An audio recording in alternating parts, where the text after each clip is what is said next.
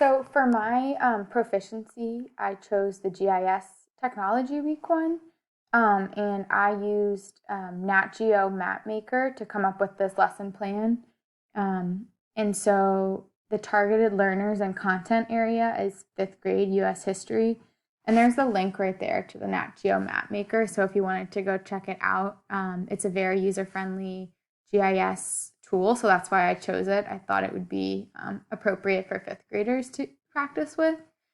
So for the lesson objectives, I thought that students could create a map to communicate the following: which groups of people settled in the New England, Mid Atlantic, and Southern colonies, and then the specialization of and interdependence among the colonies. So with this, they could look at, like, for example, things that are being traded, goods and services being traded among the colonies, and then what goods and services specific regions made. And then finally, looking at how the geography of New England, Mid Atlantic, and the southern regions impacted what goods and services could be produced there. So I thought using GIS technology really lends itself well to this type of history lesson because, like, for example, you can create different map layers that show like the terrain and the geography and how, and then you can add like little, explanations for why that terrain lended itself to creating, like, growing certain crops. So it can be a complex way to show the information. So this lesson would serve as a formative assessment before a test on colonial America. So basically, I would use the what students had created for this proficiency or for this assignment to kind of inform me of what I needed to cover before the test. And then it would also serve as a study tool for students in preparing for their test. So the goal of the technology use, there are a couple goals related to this use.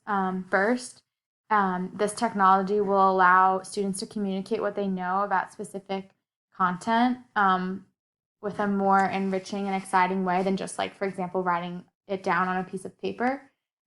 With this, they get to use GIS technology, which is also highly sought after and relevant to our 21st century economy.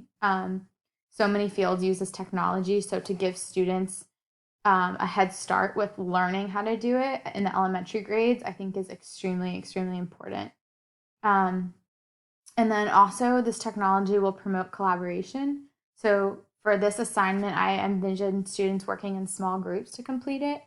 And I think that working in groups will allow students who are less familiar with the technology to be supported by those who are more familiar with it.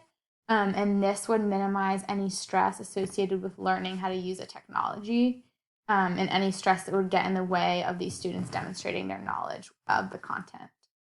And then, so finally, a brief description of how the technology would be used with my students.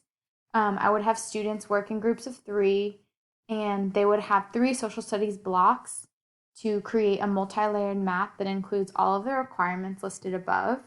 That said, how they communicate these requirements will be entirely up to each group. They will be encouraged to add shapes, pins with notes and links attached, markers, photos, or videos. For example, they could draw videos from other online sources. They would be encouraged to add all these things to their maps. And then they'll also be encouraged to add layers that are related to geography, so things like climate and weather, earth systems, and water, to assist them in responding to the relationship between geography and economy requirement of this assignment.